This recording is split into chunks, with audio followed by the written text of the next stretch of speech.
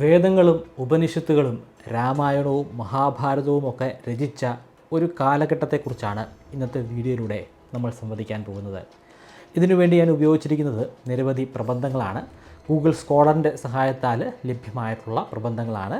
അതിൽ ചില പ്രബന്ധങ്ങളൊക്കെ ഞാൻ താഴെ ഡിസ്ക്രിപ്ഷനിൽ കൊടുക്കുന്നുണ്ട്. എല്ലാ പ്രബന്ധങ്ങളും കൊടുക്കാൻ വളരെ പ്രയാസമാണ്, കാരണം നിരവധി പ്രബന്ധങ്ങൾ ഞാൻ ഇതിനു വേണ്ടി ഉപയോഗിച്ചിട്ടുണ്ട്. കൺസെൻസസ് എന്ന ഒരു വെബ്സൈറ്റും ഞാൻ ഈ ഒരു പഠനത്തിന് വേണ്ടി ഉപയോഗിച്ചതാണ്. അവിടെ നിന്ന് ലഭ്യമാകുന്നതും ഈ പ്രബന്ധങ്ങളുടെ ഡീറ്റെയിലുകൾ തന്നെയാണ്. ഞാനിവിടെ പറയുന്നത് ആദ്യ ഇന്ത്യക്കാരുടെ ചരിത്രമല്ല. ആദ്യ ഇന്ത്യക്കാർ എങ്ങനെയാണ് ഇന്ത്യയിൽ എത്തിച്ചേർന്നതെന്നും അവരുടെ ജീവിതം എങ്ങനെയാണെന്നും ഒക്കെ വിവരിക്കുന്ന വീഡിയോ മുൻപ് ഞാൻ ചെയ്തിട്ടുള്ളതാണ്. അതിനുശേഷം ഉരുത്തിരിഞ്ഞു വന്ന സിന്ധു നദീതട സംസ്കാരത്തെക്കുറിച്ചും ഞാൻ സെപ്പറേറ്റ് ആയിട്ടൊരു വീഡിയോ ചെയ്തിരുന്നു. അതും ഇവിടെ വിഷയമായിട്ട് വരുന്നില്ല. അതിനുശേഷമുള്ള ഒരു കാലഘട്ടമാണ് ഇവിടുത്തെ വിഷയം. ഞാൻ മേൽ പറഞ്ഞ ആ രണ്ട് വീഡിയോയുടെയും ലിങ്ക് ഡിസ്ക്രിപ്ഷനിൽ കൊടുക്കുന്നുണ്ട്. താല്പര്യമുള്ളവർക്ക് അത് കാണാൻ സാധിക്കുന്നതാണ്. വേദങ്ങൾ രചിക്കപ്പെടുന്നത് ഏത് കാലഘട്ടത്തിലായിരുന്നു? ഗവേഷണ പ്രബന്ധങ്ങൾ പറയുന്നത് ആദ്യഘട്ടത്തിൽ രചിക്കപ്പെടുന്നത് ഋഗ്വേദമാണെന്നാണ്.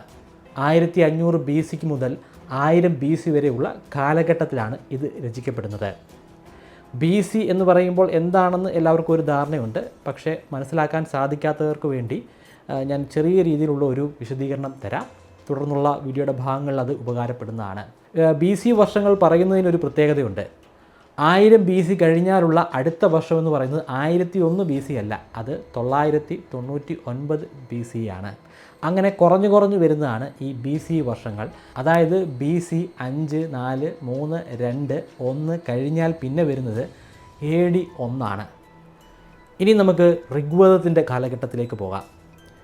ഋഗ്വേദം രചിക്കപ്പെടുന്നത് 1500 BCക്കും 1000 BCക്കും ഇടയിലുള്ള ഒരു കാലഘട്ടത്തിലാണ്. ഋഗ്വേദം ശരിക്കും പറഞ്ഞാൽ 10 പുസ്തകങ്ങൾ അല്ലെങ്കിൽ 10 മണ്ഡലങ്ങളാണ്. അതിൽ തന്നെ 2ാമത്തെ മണ്ഡലം മുതൽ 7ാമത്തെ മണ്ഡലം വരെ ഉള്ളതാണ് ആദ്യം രചിക്കപ്പെട്ടത്. അതാണ് 1500 മുതൽ 1000 BC വരെയുള്ള കാലഘട്ടത്തിൽ രചിച്ചിരിക്കുന്നത്. ആ കാലഘട്ടത്തെ നമ്മൾ ഏർലിയർ വേദിക് പീരീഡ് എന്ന പേരുകൊണ്ട് അഭിസംബോധന ചെയ്യാറുണ്ട്. കാരണം അതാണ് വേദിക് പീരീഡിൻ്റെ തുടക്കമെന്ന് പറയുന്നത്. ആ ഒരു കാലഘട്ടത്തെക്കുറിച്ച് പറയുന്നതിന് മുൻപ് ഒരു മൈഗ്രേഷനെക്കുറിച്ച് അല്ലെങ്കിൽ ഒരു ദേശാടനത്തെക്കുറിച്ച് നമ്മൾ പറയണം. ആദ്യ കാലഘട്ടങ്ങളിലൊക്കെ നമ്മൾ കരുതിയിരുന്നത് ഒരു വലിയ യുദ്ധമായിരുന്നു എന്നാണ്. എന്നാൽ പിന്നീട് ഗവേഷകർ തന്നെ കണ്ടെത്തി അങ്ങനൊരു യുദ്ധം നടന്നിട്ടില്ല. അത് ഒരു മൈഗ്രേഷൻ അല്ലെങ്കിൽ ഒരു ദേശാടനം മാത്രമായിരുന്നു. മനുഷ്യരെല്ലാവരും ഉണ്ടായിരിക്കുന്നത് ആഫ്രിക്കയിലാണ്. ആഫ്രിക്കയിൽ നിന്നും പിന്നീട് പല സ്ഥലങ്ങളിലേക്ക് അവർ കുടിയേറുകയായിരുന്നു, പല കാലഘട്ടങ്ങളിലായിട്ട്, പല വേവുകളായിട്ട്. അങ്ങനെ ലോകത്തിൻ്റെ വിവിധ ഭാഗങ്ങളിൽ മനുഷ്യരെത്തിച്ചേർന്നു. പിന്നെ അവിടെ അവർ തുടർച്ചയായിട്ട് താമസിച്ച് പോവുകയല്ല ചെയ്യുന്നത്. അവിടെ കുറേ അധികം കാലം താമസിച്ചതിന് ശേഷം അവിടെ നിന്നും മറ്റ് സ്ഥലങ്ങളിലേക്ക് അവർ കുടിയേറുന്നുണ്ടായിരുന്നു.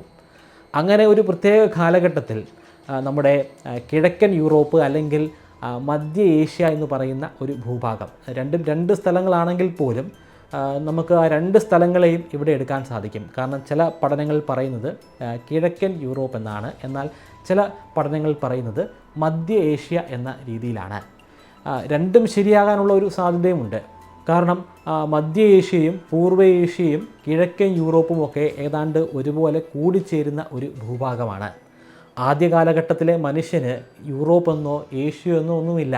അവർക്ക് ജീവിക്കാൻ സൗകര്യമുള്ള പ്രദേശങ്ങൾ അവർ ഏറ്റെടുത്ത് അവിടെ വസിക്കുക മാത്രമാണ് ചെയ്യുന്നത്. അതുകൊണ്ട് ഈ പ്രദേശങ്ങളിൽ എവിടെയെങ്കിലുമൊക്കെ ആകാനുള്ള സാധ്യതയാണുള്ളത്.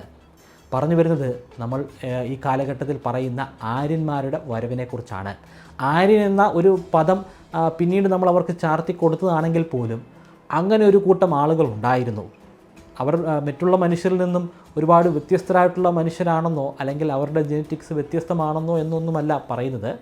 പക്ഷേ ഒരു സിവിലൈസേഷൻ ഒരു ഘട്ടത്തിലുണ്ടായിരുന്നു. അവിടെ നിന്നും അവർ വ്യത്യസ്തമായിട്ടുള്ള സ്ഥലങ്ങൾ തേടി പോവുകയുണ്ടായി. അവിടെ ഉണ്ടായിരുന്ന എല്ലാവരും ഒറ്റയടിക്ക് ഒരു പ്രത്യേക സ്ഥലത്തേക്ക് പോയി എന്നല്ല പറയുന്നത്, പല തരംഗങ്ങളായിട്ടാണ് പോകുന്നത്. കുറേയധികം ആളുകൾ പശ്ചിമ യൂറോപ്പിൻ്റെ മേഖലകളിലേക്ക് പോയി. മറ്റ് ചില ആളുകൾ അവിടെ നിന്നും വന്നത് ഇറാൻ അല്ലെങ്കിൽ പാകിസ്ഥാൻ, അഫ്ഗാനിസ്ഥാൻ ആ ഒരു പ്രവിശ്യയിലേക്കാണ്. ആ പ്രദേശങ്ങളിലേക്ക് ഒറ്റയടിക്ക് ആളുകൾ എത്തിച്ചേരുകയായിരുന്നില്ല. പല വർഷങ്ങളിലായിട്ട് കുറേയധികം ആളുകൾ ഇങ്ങനെ വന്നുകൊണ്ടേയിരിക്കുകയായിരുന്നു, പല ചെറിയ ഗ്രൂപ്പുകളായിട്ട്.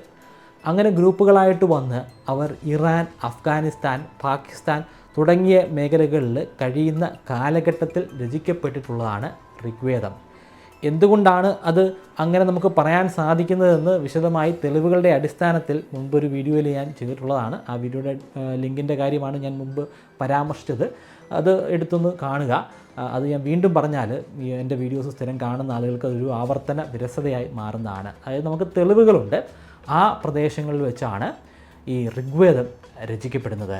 ഋഗ്വേദത്തിൻ്റെ അവശേഷിച്ച മണ്ഡലങ്ങളും മറ്റ് വേദങ്ങളായിട്ടുള്ള യജുർവേദ, സാമവേദ, അഥർവവേദ, ഉപനിഷത്തുകൾ ഇതൊക്കെ രചിക്കപ്പെടുന്നത് അതിനുശേഷമുള്ള ലേറ്റർ വേദിക് പീരീഡിലാണ്. അത് 1000 BC മുതൽ 600 BC വരെയുള്ള കാലഘട്ടമാണ്. ഏതാണ്ട് ഈ ലേറ്റർ വേദിക് പീരീഡിൻ്റെ അവസാന ഘട്ടങ്ങളിലാണ് രാമായണം രചിക്കപ്പെടുന്നത്. കൃത്യമായിട്ടുള്ള വർഷങ്ങളൊന്നും നമുക്ക് പറയാൻ സാധിക്കുകയില്ല. എന്നാലും ഏതാണ്ട് ഒരു 600 BC മുതൽ ഒരു 200 BC വരെയുള്ള കാലഘട്ടത്തിലായിരിക്കും രാമായണം രചിച്ചിട്ടുണ്ടാവുക. അതിനും ശേഷമാണ് മഹാഭാരതയുടെ അല്ലെങ്കിൽ മഹാഭാരത പുസ്തകത്തിൻ്റെ കടന്നുവരവ്. അത് ഏതാണ്ട് ഒരു 300 BC മുതൽ ഒരു 300 CE അല്ലെങ്കിൽ 300 AD വരെയുള്ള കാലഘട്ടമാണ്. എന്തുകൊണ്ടാണ് ഈ പുസ്തകങ്ങളൊക്കെ രചിക്കപ്പെട്ടത് ആ ഒരു കാലഘട്ടത്തിൽ തന്നെ?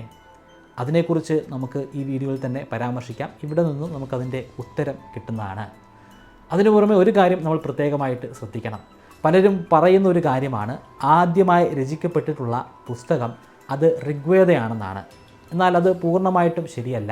അതിനു മുമ്പ് രചിക്കപ്പെട്ടിട്ടുള്ള പുസ്തകങ്ങളുടെ ഉദാഹരണമാണ് സുമേറിയൻ ഭാഷയിൽ രചിക്കപ്പെട്ട എപ്പിക് ഓഫ് ഗിൽഗമേഷ്. 2500 BC-യിലായിരിക്കണം അത് രചിക്കപ്പെട്ടത്. അതായത് ഏതാണ്ട് 4500 വർഷങ്ങൾക്ക് മുൻപ്. ഋഗ്വേദത്തിൻ്റെ കാലഘട്ടത്തിലേക്ക് നമുക്ക് മടങ്ങി വരാം. ആ കാലഘട്ടത്തിൽ അവരുണ്ടായിരുന്നത് ഇന്നത്തെ അഫ്ഗാനിസ്ഥാൻ, പാകിസ്ഥാൻ മേഖലകളിലായിരുന്നുവെന്ന് ഞാൻ പറഞ്ഞു.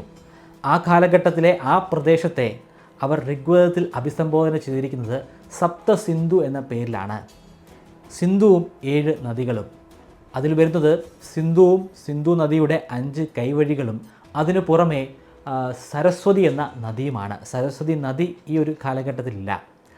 അന്നുണ്ടായിരുന്ന മനുഷ്യർ ഗോത്ര മനുഷ്യരായിരുന്നു. അവർ പല ഗോത്ര വിഭാഗങ്ങളായിട്ട് ഡിവൈഡ് ചെയ്യപ്പെട്ടിട്ടുണ്ടായിരുന്നു. ഒരുപാട് ഗ്രൂപ്പുകൾ ഉണ്ടായിരുന്നു. ഓരോ ഗ്രൂപ്പും അറിയപ്പെടുന്നത് ജന എന്ന പേരിലാണ്. ജന എന്ന ഓരോ ട്രൈബിനും ഒരു തലവനുണ്ടായിരുന്നു. ആ തലവൻ രാജൻ എന്ന പേരിലും അറിയപ്പെട്ടിരുന്നു. രാജൻ എന്ന് പറയുമ്പോൾ അത് ശരിക്കുമുള്ള ഒരു രാജാവൊന്നുമല്ല. നമുക്ക് ഇന്നത്തെ ഈ ആദിവാസികളുടെ മൂപ്പൻ എന്ന് പറയുന്ന ഒരു പദവിയുണ്ടല്ലോ, ആ പദവിയോട് നമുക്ക് താരതമ്യപ്പെടുത്താം. അത്തരത്തിൽ നിരവധി ഗ്രൂപ്പുകളുണ്ട്. ഈ ഗ്രൂപ്പുകൾ തമ്മിൽ എല്ലായ്പ്പോഴും കലഹമാണ്. മിക്കപ്പോഴും യുദ്ധം നടക്കാറുണ്ട്. ആ കാലഘട്ടത്തിലെ ഏറ്റവും പ്രശസ്തമായിട്ടുണ്ടായിരുന്ന ഒരു ഗോത്ര ഗ്രൂപ്പ് ഭാരത എന്ന പേരിലാണ് അറിയപ്പെട്ടിരുന്നത്. ഇവരുടെ യുദ്ധത്തിനെല്ലാം കാരണം പശുക്കളായിരുന്നു. അവരുടെ ജീവിത ഉപായം എന്ന് പറയുന്നത് പശുക്കളാണ്. ഏറ്റവും കൂടുതൽ പശുക്കളുള്ള വ്യക്തി ഏറ്റവും ധനികനായിട്ടുള്ള വ്യക്തിയായിരിക്കും. പശുക്കളെ കൂടുതൽ കൈക്കലാക്കാൻ വേണ്ടിയാണ് ഇവർ യുദ്ധങ്ങളിൽ ഏർപ്പെടുന്നത്. ഇവരുടെ ഭാഷയിൽ പശുക്കളെ ഇവർ ഗോ എന്ന പേരുകൊണ്ടാണ് വിളിക്കുന്നത്. പശുക്കളെ മേയിച്ച് നടക്കുന്ന വ്യക്തിയെ ഗോപാലൻ എന്നും വിളിക്കാറുണ്ട്. ധാരാളമായി പശുക്കളുള്ള ഒരു വ്യക്തിയാണ് അയാൾ ധനികനാണെങ്കിൽ അയാൾ ഗോമഡ് എന്ന പേരിൽ അറിയപ്പെടുന്നു. അയാളുടെ മകൾ അറിയപ്പെടുന്നത് ദുഹിത്രി എന്ന പേരിലാണ്. ദുഹിത്രി എന്ന പേരിൻ്റെ അർത്ഥം പശുവിനെ കറക്കുന്ന പെൺകുട്ടി എന്നാണ്. പശുക്കൾക്ക് വേണ്ടി നടത്തുന്ന യുദ്ധത്തെക്കുറിച്ച് ഞാൻ പറഞ്ഞു. ആ യുദ്ധങ്ങൾ അറിയപ്പെടുന്നത് ഗോവേഷ്ണ അല്ലെങ്കിൽ ഗോവിഷ്ടി എന്ന പേരിലാണ്. പശുക്കളെ അന്വേഷിച്ചുള്ള ഒരു സഞ്ചാരം എന്നാണ് ഈ പദത്തിൻ്റെ അർത്ഥം. ശരിക്കും അവിടെ നടക്കുന്നത് വലിയ രീതിയിലുള്ള യുദ്ധമാണ്. കൂടുതലായിട്ട് പശുക്കളെ ലഭ്യമാകാൻ വേണ്ടി ഇവർ ധാരാളമായി പ്രാർത്ഥനകൾ നടത്തുമായിരുന്നു. പശുക്കളെ പരിപാലിക്കുന്നുണ്ടായിരുന്നെങ്കിലും പൂർണ്ണമായിട്ടും എല്ലാവരും പശുക്കളെ പരിപാലിക്കുന്ന ആളുകളായിരുന്നില്ല. ചെറിയ രീതിയിലെങ്കിലും ഇവർ കൃഷി ചെയ്തിരുന്നു. ഇവർ അന്ന് കൃഷി ചെയ്തിരുന്നത് ബാർലിയാണ്. യാവ എന്ന പേരിലാണ് അന്ന് അവർ ബാർലിയെ വിശേഷിപ്പിച്ചിരുന്നത്. കൃഷിക്ക് പുറമേ ആയിട്ട് ധാരാളമായി മരപ്പണിക്കാരുണ്ടായിരുന്നു, വേട്ടയ്ക്ക് പോകുന്ന വേട്ടക്കാരുണ്ടായിരുന്നു, തുന്നുന്ന ആളുകളുണ്ടായിരുന്നു, വസ്ത്രങ്ങൾ തുന്നി ഉണ്ടാക്കുന്ന ആളുകളുണ്ടായിരുന്നു. ഈ കാലഘട്ടത്തിലുള്ള മനുഷ്യർ വസ്ത്രങ്ങൾ ധരിക്കുന്ന ആളുകളായിരുന്നു.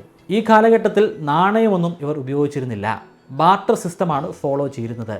ഇവർക്ക് എന്തെങ്കിലും ഒരു വസ്തു വേണമെങ്കിൽ ആ വസ്തു മറ്റൊരാളുടെ കയ്യിലാണെങ്കിൽ അയാൾക്ക് ആവശ്യമുള്ള വസ്തുക്കൾ അയാളുടെ കയ്യിൽ കൊടുത്തിട്ട് ഇവർക്ക് ആവശ്യമുള്ള വസ്തുക്കൾ നേടിയെടുക്കുന്ന ഒരു സമ്പ്രദായമാണ് പൂജാരികളുണ്ടായിരുന്നു. പൂജാരികൾ ധാരാളമായിട്ടും പൂജകൾ ചെയ്യുമായിരുന്നു.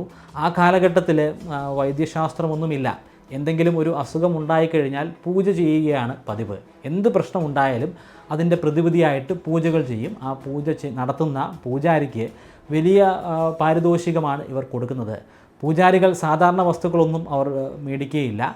അവർ വാങ്ങിയിരുന്നത് പശുക്കൾ, കുതിരകൾ, അതുപോലെ സ്വർണ്ണാഭരണങ്ങൾ തുടങ്ങിയവ മാത്രമായിരുന്നു. അതുകൊണ്ട് തന്നെ ആ കാലഘട്ടം മുതൽ തന്നെ പൂജകൾ നടത്തുന്ന പൂജാരികൾ വലിയ രീതിയിൽ ധനികരായിരുന്നു.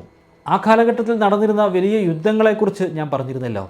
ചരിത്രകാരന്മാർ ആ യുദ്ധങ്ങളൊക്കെ ശരിക്കും നടന്ന യുദ്ധങ്ങളാണെന്ന് പോലും പറയുന്നുണ്ട്. ആ കൂട്ടത്തിൽപ്പെട്ട വളരെ പ്രശസ്തമായിട്ടുള്ള ഒരു യുദ്ധമാണ് ദശരാജന അല്ലെങ്കിൽ ബാറ്റിൽ ഓഫ് 10 കിങ്സ്. പേരിൽ സൂചിപ്പിക്കുന്നത് പോലെ 10 രാജാക്കന്മാർക്കെതിരെ അല്ലെങ്കിൽ അവരുടെ ജനക്കെതിരെ ഭാരത എന്ന ട്രൈബ് നടത്തിയിട്ടുള്ള ഒരു യുദ്ധമാണ്. രവി നദിയുടെ തടങ്ങളിൽ അല്ലെങ്കിൽ അതിൻ്റെ തീരങ്ങളിലായിരുന്നു ഈ യുദ്ധം അരങ്ങേറിയത്. ആ യുദ്ധത്തിൽ വിജയിച്ചത് ഭാരത എന്ന ട്രൈബുമായിരുന്നു. അതിനെ തുടർന്ന് പിന്നീട് കുറേയധികം കാലം അവർ സരസ്വതി നദിയുടെ തീരത്ത് താമസിച്ചിരുന്നു എന്നാണ് പറയപ്പെടുന്നത്. ആ യുദ്ധങ്ങളിലൂടെ അവർക്ക് ഒരുപാട് സാമ്പത്തിക നേട്ടങ്ങൾ സ്വന്തമാക്കാൻ സാധിച്ചു. സാമ്പത്തിക നേട്ടമെന്ന് പറയുമ്പോൾ നമ്മൾ ഇന്ന് ഉപയോഗിക്കുന്ന ക്യാഷ് അല്ല. അതിന് പകരം അവർക്ക് ലഭ്യമായത് ധാരാളമായിട്ടും സ്വർണവും കുതിരകളും അതുപോലെ പശുക്കളെയുമാണ്. ആളുകൾക്ക് എന്താവശ്യമുണ്ടെങ്കിലും പുരോഹിതന്മാരെ അല്ലെങ്കിൽ പൂജാരികളെ കാണുമെന്ന് ഞാൻ പറഞ്ഞു.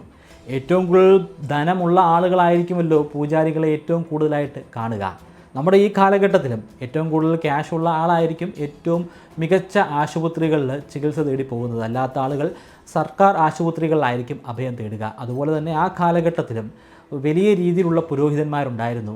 ആ പുരോഹിതന്മാരെ തേടി പോകുന്നത് വലിയ സാമ്പത്തിക ശേഷിയുള്ള ആളുകളാണ്. ഏറ്റവും കൂടുതൽ സാമ്പത്തിക ശേഷി ഉണ്ടായിരിക്കുക ആ ഒരു ഗണം ഭരിക്കുന്ന രാജനാണ് അല്ലെങ്കിൽ രാജാവിനാണ്. അതുകൊണ്ട് തന്നെ രാജാവ് സ്ഥിരം ആവശ്യത്തിന് വേണ്ടി ഒരു പുരോഹിതനെ അല്ലെങ്കിൽ ഒരു പൂജാരിയെ ഒപ്പം കൂട്ടുമായിരുന്നു. ആ പുരോഹിതൻ രാജ്യ പുരോഹിതൻ എന്ന പേരിൽ അറിയപ്പെടുന്നു. ഇന്ന് നമ്മുടെ രാജ്യമായ ഇന്ത്യയെ പല ഡിവിഷനുകളായിട്ട് നമ്മൾ ഡിവൈഡ് ചെയ്തിട്ടുണ്ട്.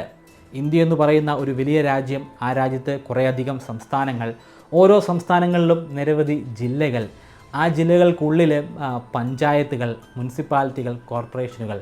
ഇതേ സമ്പ്രദായം തന്നെ വർഷങ്ങൾക്ക് മുൻപുണ്ടായിരുന്ന ഭാരതത്തിലും അല്ലെങ്കിൽ ഈ ഒരു സംസ്കാരം നടമാടുന്ന ആ പ്രദേശങ്ങളിലും ഉണ്ടായിരുന്നു.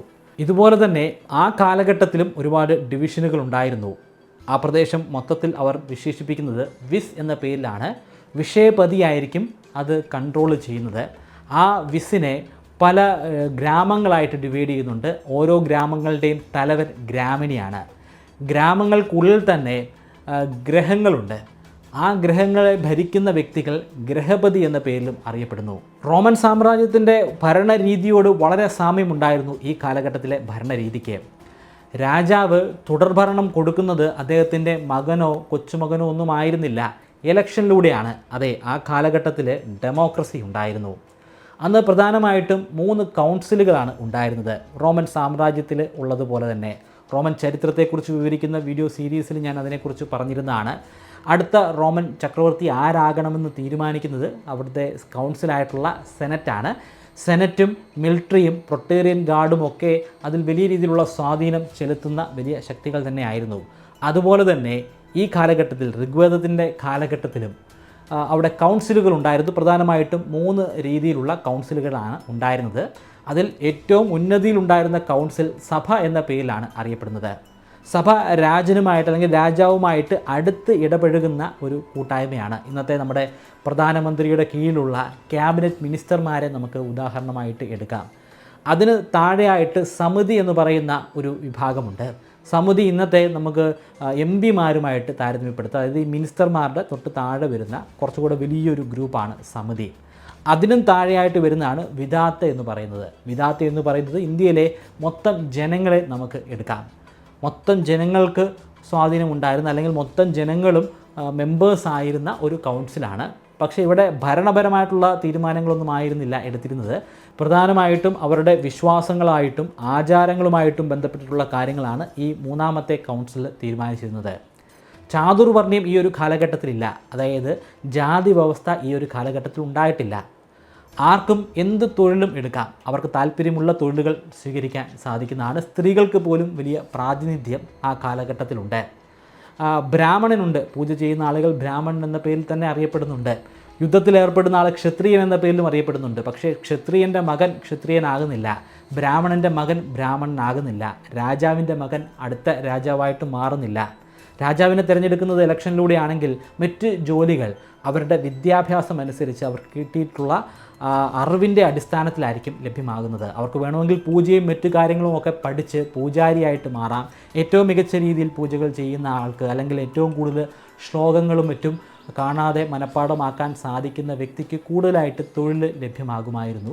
അതുപോലെ യുദ്ധത്തിൽ വലിയ രീതിയിൽ പോരാടാൻ സാധിക്കുന്ന ആളുകൾ ക്ഷത്രിയന്മാരായിട്ടും മാറുകയാണ്. അല്ലാതുള്ള ഒരു ക്ലാസിഫിക്കേഷനും അവിടെ ഉണ്ടായിരുന്നില്ല. പക്ഷേ പൂർണ്ണമായിട്ടും ക്ലാസിഫിക്കേഷൻ ഇല്ല എന്ന് നമുക്ക് പറയാൻ സാധിക്കുകയില്ല. ഇവരുടെ ഈ ഒരു വിഭാഗം മറ്റുള്ള വിഭാഗത്തിൽ നിന്നും തീർത്തും വ്യത്യസ്തമായിട്ടാണ് നിലനിന്നിരുന്നത്. കാരണം ഞാൻ പറഞ്ഞു, ഈ വിഭാഗം ആളുകൾ എത്തിച്ചേർന്നിരിക്കുന്നത് കിഴക്കൻ യൂറോപ്പ് അല്ലെങ്കിൽ മധ്യ ഏഷ്യയിൽ നിന്നാണ്. ആ ഭാഗത്തു നിന്നും എത്തിച്ചേരുന്ന ആളുകൾ ഇവിടുത്തെ ആളുകളിൽ നിന്നും വ്യത്യസ്തരായിരുന്നു. കാഴ്ചയിൽ തന്നെ അവർക്ക് വ്യത്യാസമുണ്ടായിരുന്നു. കാരണം അവരുടെ ത്വക്കിൻ്റെ നിറം കുറേ കൂടെ വെളുത്തതായിരുന്നു, കുറച്ചുകൂടെ ഉയരം ഇവർക്കുണ്ടായിരുന്നു. എന്തുകൊണ്ടാണ് എല്ലാവരും ആഫ്രിക്കയിൽ നിന്ന് വന്നിട്ടും വ്യത്യസ്തമായിട്ടുള്ള നിറമുള്ള ആളുകളായിട്ട് മാറിയതെന്ന് വിവരിക്കുന്ന ഒരു വീഡിയോ മുൻപ് ഞാൻ ചെയ്തതാണ്. അതുകൊണ്ട് അതിൻ്റെ വിശദീകരണം ഞാനിവിടെ കൊടുക്കുന്നില്ല. പക്ഷേ ആ വീഡിയോ കാണാൻ താല്പര്യമുള്ളവർക്ക് അതിൻ്റെ ലിങ്ക് ഞാൻ ഐ ബട്ടണിലും താഴെ ഡിസ്ക്രിപ്ഷനിലും കൊടുക്കുന്നുണ്ട്, പരിശോധിക്കുക. ആര്യന്മാരല്ലാത്ത മറ്റു വിഭാഗത്തിൽപ്പെട്ടിട്ടുള്ള അല്ലെങ്കിൽ കാഴ്ചയിൽ വ്യത്യസ്തരായിട്ടുണ്ടായിരുന്ന ആളുകളെ ഇവർ ദാസ എന്ന് വിശേഷിപ്പിക്കാറുണ്ട്. അതുപോലെ തന്നെ കൃഷ്ണധ്വജ എന്ന പേരിലും വിശേഷിപ്പിക്കാറുണ്ട്. അതായത് കൃഷ്ണൻ്റെ തൊലി പോലെ കറുത്ത തൊലിയുള്ള ആളുകൾ എന്നാണ് അർത്ഥമാക്കുന്നത്. അത് ദ്രാവിഡന്മാരെ ആകാനാണ് സാധ്യത. ഈ ഒരു കാലഘട്ടമായപ്പോഴേക്കും അവിടെ ഉണ്ടായിരുന്ന സിന്ധു നദീതട സംസ്കാരം ഏതാണ്ട് പൂർണ്ണമായിട്ടും ഇല്ലാതെ ആയിട്ടുണ്ട്. പക്ഷേ ആ മനുഷ്യർ അവിടെ ഉണ്ടായിരുന്നു. അവർ കുറേയധികം ആളുകൾ തെക്കൻ ഇന്ത്യയിലേക്ക് കുടിയേറുകയുണ്ടായി. അതുപോലെ മധ്യ ഇന്ത്യയിലേക്ക് മാറിയിട്ടുള്ള ആളുകളുണ്ട്. എന്നാൽ ഏതാണ്ട് അതേ പ്രദേശങ്ങളിൽ തന്നെ ഉണ്ടായിരുന്ന ഈ ആര്യന്മാരെന്ന് പറയപ്പെടുന്ന ആളുകൾ ഉണ്ടായിരുന്ന ആ പ്രദേശങ്ങളിലും അവർ കഴിഞ്ഞു പോയിട്ടുണ്ടായിരുന്നു. അവരെ ആയിരിക്കണം കൃഷ്ണധ്വജ എന്ന പേരിൽ വിശേഷിപ്പിച്ചിട്ടുണ്ടായിരിക്കുക. പക്ഷേ ഇവിടെ ഒരു കാര്യം നമ്മൾ പ്രത്യേകം ശ്രദ്ധിക്കണം. കൃഷ്ണൻ്റെ തൊലിയുടെ നിറമുള്ള ആളുകളെന്നാണ് കൃഷ്ണധ്വജയുടെ അർത്ഥം. അതിൻ്റെ അർത്ഥം കൃഷ്ണൻ എന്ന പേര് അല്ലെങ്കിൽ കറുത്ത നിറമുള്ള ആ വ്യക്തി ഈ കാലഘട്ടത്തിലുണ്ട്. പക്ഷേ ഈ കാലഘട്ടത്തിൽ രാമായണമോ മഹാഭാരതമോ രചിക്കപ്പെട്ടിട്ടില്ല. അതിൽ മഹാഭാരതത്തിലെ ഒരു വലിയ കഥാപാത്രമായിട്ടാണ് കൃഷ്ണൻ വരുന്നത്. പിന്നെ എങ്ങനെയാണ് വർഷങ്ങൾക്ക് മുൻപ് തന്നെ ഈ കൃഷ്ണൻ ഇവരുടെ ഈ ഗ്രന്ഥങ്ങളിൽ, പ്രത്യേകിച്ചും ഋഗ്വേദങ്ങളിൽ കടന്നു കയറി വന്നത്? അതിനെക്കുറിച്ച് മഹാഭാരതത്തിൻ്റെ കാര്യങ്ങൾ പറയുന്ന സാഹചര്യത്തിൽ ഞാൻ വിവരിക്കാം. സ്ത്രീകളിൽ ധാരാളമായിട്ട് കവികളുണ്ടായിരുന്നു. ഈ കാലഘട്ടങ്ങളിൽ കവികളുണ്ട്. പുരുഷന്മാരാണ് കൂടുതലെങ്കിൽ പോലും സ്ത്രീകളുടെ സാന്നിധ്യമുണ്ട്. അതായത് സ്ത്രീകൾക്ക് ആ കാലഘട്ടത്തിൽ വിദ്യാഭ്യാസം ലഭിച്ചിരുന്നു. പക്ഷേ അത് എത്രമാത്രം സ്ത്രീകൾക്ക് ലഭിച്ചു എന്നത് നമുക്കൊരു ചോദ്യചിഹ്നമായിട്ട് അവശേഷിക്കുകയാണ്. കാരണം വളരെ കുറച്ച് സ്ത്രീകൾ മാത്രമേ ഉള്ളൂ. ആ കുറച്ച് സ്ത്രീകൾ തന്നെ ക്ഷത്രിയരായിട്ടുള്ള സ്ത്രീകളുമുണ്ട്, പൂജാരിമാരായിട്ടുള്ള സ്ത്രീകളുമുണ്ട്. അതായത് യുദ്ധത്തിന് പോകുന്ന സ്ത്രീകൾ ആ കാലഘട്ടത്തിലുണ്ട്. അതുപോലെ പൂജകൾ ചെയ്യുന്ന സ്ത്രീകളുമുണ്ട്. ചില ഘട്ടങ്ങളിലൊക്കെ സ്ത്രീകൾ പൂജ ചെയ്യുന്നുണ്ട്. പക്ഷേ അത് വലിയൊരു സംഖ്യയായിട്ടൊന്നും മാറുന്നില്ല. ബഹുഭൂരിപക്ഷവും പുരുഷന്മാർ തന്നെയാണ്. ഒരുപക്ഷെ പുരുഷന്മാരെ ലഭ്യമാകാത്തതിനെ തുടർന്ന് ആ സമയത്ത് സ്ത്രീകളെ ഈ പൂജാരികൾ ആക്കി മാറ്റിയതായിരിക്കാം. എന്തായാലും സ്ത്രീകൾ പൂജകളൊക്കെ ചെയ്യുന്നുണ്ട്. പക്ഷേ അവരുടെ എണ്ണം താരതമ്യേന വളരെ കുറവാണ്. അതുകൊണ്ട് തന്നെ ഈ കാലഘട്ടം സ്ത്രീകളുടെ ഒരു സുവർണ്ണ കാലഘട്ടം എന്ന് വേണമെങ്കിൽ പോലും പറയാം. കാരണം പിന്നീടുള്ള കാലഘട്ടത്തിൽ സ്ത്രീകൾക്ക് വലിയ രീതിയിലുള്ള ചൂഷണങ്ങളാണ് നേരിടേണ്ടി വന്നത്. ഈ കാലഘട്ടത്തിൽ ഡൗറിയെക്കുറിച്ചൊന്നും പരാമർശിക്കുന്നില്ല. സ്ത്രീധനം കൊടുക്കേണ്ട ആവശ്യമൊന്നും ഉണ്ടായിട്ടില്ല. അതുപോലെ സതി പോലുള്ള വളരെ നീചമായിട്ടുള്ള സ്ത്രീ വിരുദ്ധമായിട്ടുള്ള ആചാരങ്ങളും ഈ കാലഘട്ടത്തിൽ ഉണ്ടായിട്ടില്ല. അതായത് ജാതി വ്യവസ്ഥകളൊന്നുമില്ല. സ്ത്രീകൾക്ക് താരതമ്യേന മികച്ച ഒരു കാലഘട്ടമാണ്, നല്ലൊരു കാലഘട്ടം തന്നെയാണ്. പക്ഷേ ആ കാലഘട്ടത്തിന് ഒരു മാറ്റം വരാൻ പോവുകയാണ്. ഏർലിയർ വേദിക് പീരീഡ് അവസാനിക്കുകയാണ്. ലേറ്റർ വേദിക് പീരീഡിൻ്റെ കാലഘട്ടം തുടങ്ങുകയാണ്. അവശേഷിച്ച വേദങ്ങളും ഉപനിഷത്തുകളും രാമായണവും മഹാഭാരതവുമൊക്കെ രചിക്കപ്പെടാൻ പോവുകയാണ്. ഏർലിയർ വേദിക് പീരീഡിൽ ഇന്ദ്രനായിരുന്നു പ്രധാനപ്പെട്ട ദൈവമെങ്കിൽ ലേറ്റർ വേദിക് പീരീഡ് ആകുമ്പോൾ അതിൽ ഒരുപാട് മാറ്റങ്ങൾ സംഭവിക്കുന്നുണ്ട്. ഇതിനെല്ലാം പ്രധാനപ്പെട്ട കാരണമായി മാറുന്നത് ഇരുമ്പിൻ്റെ കണ്ടെത്തലാണ്. ഇരുമ്പ് കണ്ടുപിടിച്ചാൽ എന്തൊക്കെ മാറ്റങ്ങളാണ് സംഭവിക്കുക? കൂടുതലായിട്ട് ആയുധങ്ങൾ നിർമ്മിക്കാനായിട്ട് സാധിക്കും. അമ്പും വില്ലും നിർമ്മിക്കാൻ സാധിക്കും. വാളുകൾ നിർമ്മിക്കാൻ സാധിക്കും. കോടാലി നിർമ്മിക്കാൻ സാധിക്കും. കോടാലി നിർമ്മിച്ചു കഴിഞ്ഞാൽ കൂടുതലായിട്ടും മരങ്ങൾ വെട്ടി മാറ്റി അവിടെ താമസിക്കാൻ സാധ്യമാകും. ആ ഒരു കാലഘട്ടത്തിൽ ഇന്നത്തെ യമുനയും ഗംഗയുടെ കൈവരികളുമൊക്കെ ഒഴുകുന്ന പ്രദേശം കൊടും വനങ്ങളായിരുന്നു. പക്ഷേ ഇരുമ്പിൻ്റെ കണ്ടെത്തലോടുകൂടി ആ മരങ്ങളൊക്കെ വെട്ടി അവിടെ താമസിക്കാൻ ഈ ആളുകൾക്ക് സാധ്യമായി. അപ്പോഴേക്കും കുറേയധികം വർഷങ്ങൾ കഴിഞ്ഞിട്ടുണ്ടായിരുന്നു. ദ്രാവിഡന്മാരുമായിട്ട് ഈ ആര്യൻ എന്ന് പറയപ്പെടുന്ന ആളുകൾ മിക്സ് ചെയ്യപ്പെടുന്ന ഒരു കാലഘട്ടമാണ്. അവർ എല്ലാം ഒന്നായി മറ്റൊരു ജനസമൂഹമായി മാറി.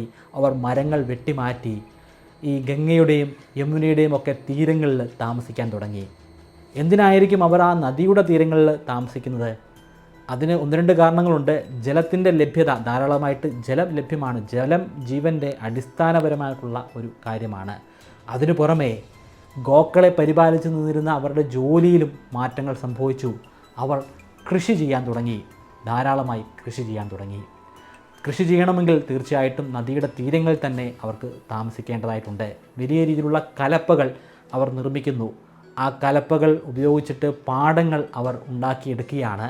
അവിടെ അവർ ഗോതമ്പും നെല്ലും അല്ലെങ്കിൽ അരിയും കൃഷി നടത്തുകയാണ്. ആ കാലഘട്ടത്തിൽ അവർ ഉപയോഗിച്ച ഈ വിളകൾക്ക് അവർ നൽകിയിരുന്ന പേര് ഗദൂമ എന്നും വ്രിഹി എന്നുമാണ്. ഗദൂമ എന്നുകൊണ്ട് അർത്ഥമാക്കുന്നത് ഗോതമ്പാണ്, വ്രിഹി അരിയാണ്. മലയാള ഭാഷയോട് വളരെയധികം സാമ്യമുണ്ട്. കൃഷി തുടങ്ങിയതോടുകൂടി പശുക്കൾക്ക് മുമ്പുണ്ടായിരുന്ന അത്രയും പ്രാധാന്യമില്ല. ഇപ്പോൾ ഏറ്റവും കൂടുതൽ പശുക്കളുള്ള വ്യക്തിയല്ല ധനികൻ, ഏറ്റവും കൂടുതൽ ഭൂമിയുള്ള വ്യക്തിയാണ് ധനികൻ. ഏറ്റവും കൂടുതൽ ഭൂമി ഉണ്ടെങ്കിൽ, പ്രത്യേകിച്ചും നദിയുടെ തീരത്തോട് ചേർന്ന് കൂടുതൽ ഭൂമി ഉണ്ടെങ്കിൽ കൂടുതലായിട്ട് കൃഷി ചെയ്യാൻ സാധിക്കും, കൂടുതലായിട്ട് വിളവെടുക്കാൻ സാധിക്കും. അവർ സ്വാഭാവികമായിട്ടും ധനികരായിട്ട് മാറും. ഇവിടെയും യുദ്ധങ്ങൾ ധാരാളമായി നടക്കുന്നുണ്ട്. പക്ഷേ ആ യുദ്ധങ്ങൾ പശുക്കൾക്ക് വേണ്ടിയുള്ള യുദ്ധങ്ങളായിരുന്നില്ല, അത് ഭൂസ്വത്തിന് വേണ്ടിയുള്ള യുദ്ധങ്ങളായിരുന്നു. പക്ഷേ ഇപ്പോഴും രാജാവ് ഒരു വലിയ രാജാവ് എന്ന രീതിയിലേക്ക് മാറിയിട്ടില്ല. അപ്പോഴും ഗോത്രങ്ങൾ തന്നെയാണ്. പക്ഷേ ഗോത്രത്തിൽ ചില മാറ്റങ്ങൾ സംഭവിച്ചു. ജന എന്ന പേരിലാണ് ആ ഗോത്രങ്ങൾ മുമ്പ് അറിയപ്പെട്ടിരുന്നതെങ്കിൽ ഇപ്പോൾ ജനപദ എന്ന പേരിൽ അറിയപ്പെടാൻ തുടങ്ങി. കാരണം ജന എന്ന പദം കൊണ്ട് അർത്ഥമാക്കുന്നത് ജനങ്ങളെയാണ്. അവിടെ അവർക്ക് സ്ഥലങ്ങൾക്ക് വലിയ പ്രാധാന്യമില്ല. ഇന്നൊരു സ്ഥലത്താണെങ്കിൽ നാളെ മറ്റൊരു സ്ഥലത്തായിരിക്കും. പശുക്കൾക്ക് ധാരാളമായിട്ട് പുല്ല് കിട്ടുന്ന, ജലം കിട്ടുന്ന സ്ഥലങ്ങൾ തേടി അവരിങ്ങനെ പോയിക്കൊണ്ടേയിരിക്കും. പക്ഷേ ജനപദങ്ങൾ വന്നതോടുകൂടി അവിടെ ജനങ്ങളെക്കാൾ പ്രാധാന്യം അവർ താമസിക്കുന്ന സ്ഥലങ്ങൾക്കായി. അങ്ങനെ ജനപദങ്ങൾ ഉണ്ടായി വരാൻ തുടങ്ങി. രാജാവ് കുറച്ചുകൂടെ പവർഫുള്ളായി. കൗൺസിലിൻ്റെ ശക്തി ശോഷിച്ചു പോയി. രാജാവ് അടുത്ത ഭരണം, രാജാവിന് ശേഷമുള്ള ഭരണം കൊടുക്കുന്നത് രാജാവിൻ്റെ ഹെറിഡിറ്ററിയിലുള്ള അദ്ദേഹത്തിൻ്റെ പുത്രനോ അല്ലെങ്കിൽ അത്തരത്തിലുള്ള ആളുകൾക്കോ ആയി. രാജാവ് വളരെ പവർഫുള്ളായി മാറുന്ന കാലഘട്ടമാണ്. ചുരുക്കത്തിൽ ഡെമോക്രസി ഇല്ലാതെയാവുകയാണ്. ടാക്സ് ഈ കാലഘട്ടത്തിൽ ഉണ്ടായിട്ടില്ല. പക്ഷേ ടാക്സിന് സമാനമായിട്ടുള്ള മറ്റൊരു കാര്യമുണ്ടായിരുന്നു, സമ്മാനങ്ങൾ. രാജാവ് ആവശ്യമുള്ള സമയങ്ങളിൽ ആവശ്യമുള്ള കാര്യങ്ങൾ ജനങ്ങൾ സമ്മാനമായിട്ട് കൊടുക്കണമായിരുന്നു. ഇത് ടാക്സിൻ്റെ ഒരു തുടക്കമായിട്ട് നമുക്കെടുക്കാം. സ്ത്രീകൾക്ക് ഒരു പ്രാധാന്യവുമില്ലാത്ത ഒരു കാലഘട്ടമാണ്. കൗൺസിൽ ദുർബലമാണെങ്കിൽ പോലും കൗൺസിലുണ്ട്. പക്ഷേ ആ കൗൺസിലിൽ സ്ത്രീകൾക്ക് ഒരു പ്രാധാന്യവുമില്ല. അവർക്ക് എഴുതാൻ സാധിക്കുമായിരുന്നില്ല, അവർക്ക് വിദ്യാഭ്യാസം ലഭ്യമാക്കിയിരുന്നില്ല. അങ്ങനെ ഒരുപാട് ചൂഷണങ്ങളൊക്കെ സ്ത്രീകൾ നേരിടുന്ന ഒരു കാലഘട്ടമാണ്. ബ്രാഹ്മണന്മാർ കുറേ കൂടെ പ്രബലരായിട്ട് മാറിയിട്ടുണ്ട്. ഈജിപ്ഷ്യൻ സംസ്കാരത്തിൻ്റെ ഒരു കടന്നുവരവ് നമുക്കിവിടെ കാണാം. അത് നേരിട്ട് ആയിരിക്കുകയില്ല. മനുഷ്യരുടെ ചിന്താഗതി കാരണം ഒരേ രീതിയിൽ ഈജിപ്ഷ്യൻ സിവിലൈസേഷൻ പോലെ തന്നെ ഇവിടുത്തെ ആ ഒരു സംസ്കാരവും മാറി എന്ന് പറയാം. പറഞ്ഞു വരുന്നത് രാജാവ് ദൈവമായിട്ട് മാറുന്ന ഒരു പ്രക്രിയയെക്കുറിച്ചാണ്. രാജാവ് വെറും രാജനല്ല, രാജാവ് പ്രജാപതിയാണ്, ദൈവമാണ്. മുൻപ് ജനങ്ങൾ ജന എന്ന പേരിൽ അറിയപ്പെട്ടിരുന്നുവെങ്കിൽ ഇപ്പോൾ അത് പ്രജയായിട്ട് മാറിയിട്ടുണ്ട്. അതായത് പ്രജാപതി ഭരിക്കുന്ന, ദൈവം നേരിട്ട് ഭരിക്കുന്ന സാധാരണക്കാരായിട്ടുള്ള ആ ദൈവത്തിൻ്റെ അടിമകളായിട്ടുള്ള പ്രജകളായിട്ട് ജനങ്ങൾ മാറുന്ന ഒരു കാലഘട്ടമാണ്. ഇതേ കാലഘട്ടത്തിൽ തന്നെയാണ് ഋഗ്വേദത്തിൻ്റെ 10ാമത്തെ പുസ്തകം പ്രസിദ്ധീകരിക്കുന്നത്, അല്ലെങ്കിൽ അത് പ്രചാരത്തിൽ വരുന്നത്. അതിനെ തുടർന്ന് ചാതുർവർണ്ണ്യത്തിൻ്റെ വരവാണ്. അതായത് മനുഷ്യരെ 4 തട്ടുകളായിട്ട് തരംതിരിക്കുന്ന ഒരു പ്രക്രിയ. അതിൽ ഏറ്റവും ഉന്നതിയിൽ നിൽക്കുന്നത് ബ്രാഹ്മണന്മാരാണ്. അതിന് താഴെയായിട്ട് വരുന്നത് ക്ഷത്രിയന്മാരാണ്.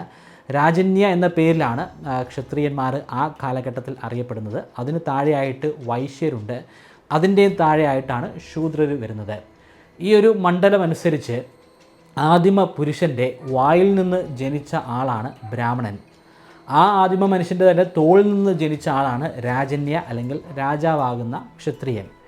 പിന്നീട് ആ വ്യക്തിയുടെ തന്നെ തുടയിൽ നിന്ന് ഉണ്ടായി വന്ന ആളാണ് വൈശ്യ. കാൽപാദത്തിൻ്റെ അടിയിൽ നിന്നും ഉണ്ടായി വന്ന ആളാണ് ശൂദ്രൻ. അവരുടെ സ്ഥാനമാനങ്ങളും അങ്ങനെ തന്നെയാണ്. വായ എന്ന് പറയുമ്പോൾ ഏറ്റവും മുകളിൽ നിൽക്കുന്നതാണല്ലോ, അതിൻ്റെ താഴെയാണ് ഷോൾഡർ, അതിന് താഴെയാണ് നമ്മുടെ തുട, അതിൻ്റെയും താഴെയാണ് കാൽപാദം. ആദ്യം പറഞ്ഞ ആ 3 ക്ലാസ്സുകൾക്കും വിദ്യാഭ്യാസം ചെയ്യാനുള്ള അവകാശം ആ കാലഘട്ടത്തിൽ ഉണ്ടായിരുന്നു. അവർക്ക് പരസ്പരം വിവാഹം ചെയ്യാമായിരുന്നു. അവർ തമ്മിൽ ഐത്തങ്ങളൊന്നും ആദ്യഘട്ടങ്ങളിൽ ഉണ്ടായിരുന്നില്ല. പക്ഷേ പിന്നീട് അതിൽ മാറ്റം സംഭവിക്കുന്നുണ്ട്. ബ്രാഹ്മണന്മാരായിട്ട് മാത്രം നിൽക്കുകയും ക്ഷത്രിയന്മാർ അങ്ങനെ തന്നെയും അതുപോലെ വൈശ്യർ അങ്ങനെ തന്നെയും തുടർന്ന് പോവുകയാണ് ചെയ്യുന്നത്. പക്ഷേ ആദ്യഘട്ടം മുതൽ തന്നെ ഏറ്റവും കൂടുതൽ ദുസ്സഹമായിട്ടുള്ള ജീവിതചര്യ മുന്നോട്ട് കൊണ്ടുപോയത് ശൂദ്രന്മാരായിരുന്നു. കൂടുതൽ ദൈവങ്ങൾ ഉണ്ടായി വരുന്നതും ഈ ഒരു ഘട്ടത്തിലാണ്. ഇന്ദ്രനായിരുന്നു മുൻപ് വലിയ ശക്തനെങ്കിൽ ഇപ്പോൾ ഇന്ദ്രനല്ല. ഇന്ദ്രനേക്കാൾ ശക്തനായിട്ടുള്ള വേറെയും ദൈവങ്ങൾ ഉണ്ടായി വന്നിട്ടുണ്ട്. പ്രജാപതിയുണ്ട്, വിഷ്ണുവുണ്ട്, വിഷ്ണുവിൻ്റെ നിരവധി അവതാരങ്ങളുണ്ട്. ബ്രാഹ്മണന്മാർ നാൾക്ക് നാൾ കൂടുതൽ സമ്പന്നരായി മാറിക്കൊണ്ടിരിക്കുകയാണ്. താഴെയുള്ള ശൂദ്രർ വലിയ രീതിയിലുള്ള ചൂഷണമാണ് നേരിടുന്നത്. സ്വാഭാവികമായിട്ടും അവർക്ക് ഇവിടെ നിന്നും രക്ഷപ്പെടേണ്ടതായിട്ടുണ്ട്. രക്ഷപ്പെടാനായിട്ട് അവർ സ്വീകരിക്കുന്ന മാർഗങ്ങൾ ബുദ്ധിസവും ജൈനിസവുമാണ്. അത് സമാധാനത്തിനോട് കൂടുതൽ താല്പര്യമുണ്ടായിരുന്ന മതങ്ങളായിരുന്നു. അവിടെ വലിയ രീതിയിലുള്ള യുദ്ധങ്ങൾ നടക്കുമായിരുന്നില്ല. അവിടെ ഈ ചാതുർവർണ്ണ്യം ഉണ്ടായിരുന്നില്ല. അവിടെ ഉണ്ടായിരുന്ന ആളുകളെല്ലാം ഒന്നായിരുന്നു. ബുദ്ധന്മാരെല്ലാം ഒന്നായിരുന്നു, ജൈനന്മാരെല്ലാം ഒന്നായിരുന്നു. അതുകൊണ്ട് തന്നെ കുറേ അധികം ആളുകൾ ഈ മതങ്ങൾ സ്വീകരിക്കാൻ തുടങ്ങി. അങ്ങനെ ഹിന്ദുയിസത്തിൽ കനത്ത പ്രഹരം ഏൽക്കാൻ തുടങ്ങി. പക്ഷേ അതങ്ങനെ അനുവദിക്കാൻ പാടില്ലല്ലോ. അത് ഒഴിവാക്കാനായിട്ടാണ് പിന്നീട് ഉപനിഷത്തുകളും രാമായണവും മഹാഭാരതവും ഒക്കെ ഉണ്ടാകുന്നത്. വിശ്വാസം അവിടേക്ക് കൊണ്ടുവരാനായിട്ട് അവർ ശ്രമിച്ചു. അതിനു മുമ്പുണ്ടായിരുന്നത് കുറേ നിയമങ്ങളായിരുന്നെങ്കിൽ വിശ്വാസത്തിൻ്റെ സ്വാധീനം ആളുകളിലേക്ക് കൊണ്ടുവരികയാണ് ഈ പറഞ്ഞ പുസ്തകങ്ങളിലൂടെ. അങ്ങനെ ബുദ്ധിസത്തിലും അതുപോലെ ജൈനമതത്തിലുമൊക്കെ ഉണ്ടായിരുന്ന ആളുകൾ വീണ്ടും ഹൈന്ദവ മതം സ്വീകരിക്കാനായിട്ട് തുടങ്ങി. അതിന് പ്രചോദനമായി മാറിയത് മഹാഭാരത കഥകളും രാമായണ കഥകളുമൊക്കെയാണ്. പിന്നെ ഞാൻ ആദ്യം പറഞ്ഞു, വർഷങ്ങൾക്ക് മുൻപ് തന്നെ കൃഷ്ണധ്വജ എന്ന പേര് കറുത്ത നിറമുള്ള ആളുകൾക്കുണ്ടായിരുന്നു എന്ന്. അതായത് കൃഷ്ണൻ്റെ ത്വക്കിൻ്റെ നിറമുള്ള ആളുകൾ, അതായത് കൃഷ്ണൻ എന്ന ആ ഒരു കഥാപാത്രം ആ ഘട്ടങ്ങളിൽ തന്നെ ഉണ്ട്. രാമായണവും മഹാഭാരതവും ഉണ്ടാകുന്നതിന് മുൻപ് തന്നെ ഉണ്ട്. അതിൻ്റെ പ്രധാനപ്പെട്ട ഒരു കാരണമെന്ന് പറയുന്നത് ഈ രാമായണം മഹാഭാരതമൊക്കെ രചിക്കപ്പെട്ടത് ലേറ്റർ വേദിക് പീരീഡിലാണെങ്കിൽ പോലും ആ സംഭവങ്ങളൊക്കെ അല്ലെങ്കിൽ അതിന് ആധാരമായിട്ടുള്ള കാര്യങ്ങളൊക്കെ ഒരു പക്ഷേ നടന്നിട്ടുണ്ടാവുക ഒരു 1000 വർഷങ്ങൾക്ക് അല്ലെങ്കിൽ ഒരു 1500 വർഷങ്ങൾക്ക് മുൻപായിരിക്കാം. അന്ന് നടന്ന സംഭവങ്ങൾ അതേപടി പുസ്തകങ്ങളുടെ രൂപത്തിലേക്ക് മാറ്റി എന്ന് പറയാൻ സാധിക്കുകയില്ല. കാരണം 1000 അല്ലെങ്കിൽ 1500 വർഷങ്ങൾ കൊണ്ട് നടന്ന സംഭവങ്ങളൊക്കെ പിന്നീട് പല തലമുറകൾക്കും കൈമാറിയത് മെമ്മറിയിലൂടെയാണ്, വായ്മൊഴിയിലൂടെയാണ്. ആളുകൾ പറഞ്ഞാണ് ആ കഥ പ്രചരിച്ച് 1500 വർഷമൊക്കെ താണ്ടി ആ പുസ്തകത്തിൻ്റെ രൂപത്തിലേക്ക് മാറിയിരിക്കുന്നത്. തലമുറകളിലൂടെ ഈ കഥകളൊക്കെ കടന്നു പോകുമ്പോൾ പല ഭാവനകളും കടന്നു വരാനുള്ള സാധ്യതയുണ്ട്. പലരും ഇല്ലാത്ത കഥകൾ പടച്ചുണ്ടാക്കിയെന്നും വരാം. ആ കാലഘട്ടത്തിൽ ഭരിക്കുന്ന രാജാവിനെ തൃപ്തിപ്പെടുത്തുന്ന രീതിയിലും കഥകളിൽ മാറ്റം കൊണ്ടുവരാം. പിന്നീട് ഇതെല്ലാം രചിക്കപ്പെടുമ്പോൾ അതൊക്കെ പുസ്തകങ്ങളുടെ രൂപത്തിലേക്ക് മാറുന്ന ഘട്ടത്തിൽ പോലും മാറ്റങ്ങൾ സംഭവിക്കാൻ സാധിക്കുന്നതാണ്. പക്ഷേ എന്തൊക്കെ മാറ്റങ്ങളാണ് സംഭവിച്ചതെന്ന് പറയുക അസാധ്യമായിട്ടുള്ളൊരു കാര്യമാണ്. ഈ കാര്യങ്ങൾ ഞാൻ മനസ്സിലാക്കുന്നത് പ്രബന്ധങ്ങളുടെ അടിസ്ഥാനത്തിൽ മാത്രമാണ്. ഇതിലെന്തെങ്കിലും പിശകുകളുണ്ടെങ്കിൽ അല്ലെങ്കിൽ അതങ്ങനെയല്ല ഇതിങ്ങനെയാണ് എന്നൊക്കെ നിങ്ങൾക്ക് ഒരു തോന്നലുണ്ടെങ്കിൽ അല്ലെങ്കിൽ നിങ്ങൾ അത്തരത്തിലുള്ള പ്രബന്ധങ്ങൾ വായിച്ചിട്ടുണ്ടെങ്കിൽ അതിനെക്കുറിച്ച് കമൻറ്റിൽ പ്രത്യേകമായിട്ട് പരാമർശിക്കണമെന്ന് ഞാൻ അഭ്യർത്ഥിക്കുകയാണ്. അത് എനിക്കും ഈ വീഡിയോ കാണുന്ന ആളുകൾക്കും പുതിയ അറിവായിട്ട് മാറുന്നതാണ്. ഞാൻ കുറേയധികം പ്രബന്ധങ്ങൾ ഞാൻ ഇതിനു വേണ്ടി റെഫർ ചെയ്തിരുന്നു. പക്ഷേ ആ പ്രബന്ധങ്ങളിലൊക്കെ ഇങ്ങനെയുള്ള കാര്യങ്ങൾ മാത്രമാണ് പറയുന്നത്. മഹാഭാരതത്തിലും രാമായണത്തിലുമൊക്കെ പരാമർശിക്കുന്ന യുദ്ധങ്ങൾ ശരിക്കും അങ്ങനെ തന്നെ നടന്നിട്ടുണ്ട് എന്ന് പറയുന്ന രീതിയിലുള്ള ഒരു പ്രബന്ധങ്ങളും എനിക്ക് വായിക്കാൻ സാധ്യമായില്ല. അങ്ങനെയുള്ള പ്രബന്ധങ്ങളും ഉണ്ടെങ്കിൽ നിങ്ങൾ തീർച്ചയായിട്ടും കമൻറ്റിൽ രേഖപ്പെടുത്തുക. ഈ വീഡിയോ ഇവിടെ അവസാനിക്കുകയാണ്. പക്ഷേ ഇന്ത്യയുടെ ചരിത്രം, ലോകത്തിൻ്റെ ചരിത്രം അത് ഇവിടം കൊണ്ടൊന്നും അവസാനിക്കുന്നില്ല. മുൻപ് ഞാൻ പരാമർശിച്ച ഇന്ത്യയുടെ ആദ്യ ഘട്ടങ്ങളിലെ ചരിത്രത്തിൻ്റെ വീഡിയോ അത് ഞാൻ ഡിസ്ക്രിപ്ഷനിൽ കൊടുത്തിട്ടുണ്ട്. അത് പരിശോധിക്കുക. ഈ വീഡിയോ ഇഷ്ടപ്പെട്ടെങ്കിൽ ഇതൊന്ന് ലൈക്ക് ചെയ്യുക. നിങ്ങളുടെ അഭിപ്രായങ്ങൾ എന്താണെങ്കിലും അത് താഴെ കമൻറ്റ് ബോക്സിൽ രേഖപ്പെടുത്തുക. നിങ്ങളുടെ കമൻറ്റുകൾക്ക് വലിയ പ്രാധാന്യമാണ് ഞാൻ കൊടുക്കുന്നത്. കാരണം ആ കമൻറ്റുകളുടെ അടിസ്ഥാനത്തിലാണ് ഞാൻ തുടർന്ന് വീഡിയോകൾ ചെയ്യുന്നത്. എനിക്ക് കൂടുതൽ വീഡിയോകൾ ചെയ്യാൻ പ്രചോദനമായി മാറുന്നത് നിങ്ങളുടെ കമൻറ്റുകൾ തന്നെയാണ്. നിങ്ങൾക്ക് ഈ ചാനലിലൂടെ കാണാൻ താല്പര്യമുള്ള വീഡിയോകൾ, ടോപ്പിക്കുകളൊക്കെ സജസ്റ്റ് ചെയ്യുക. തീർച്ചയായിട്ടും അതൊക്കെ ഞാൻ പരിഗണിക്കാനായിട്ട് ശ്രമിക്കുന്നതാണ്. Thank you.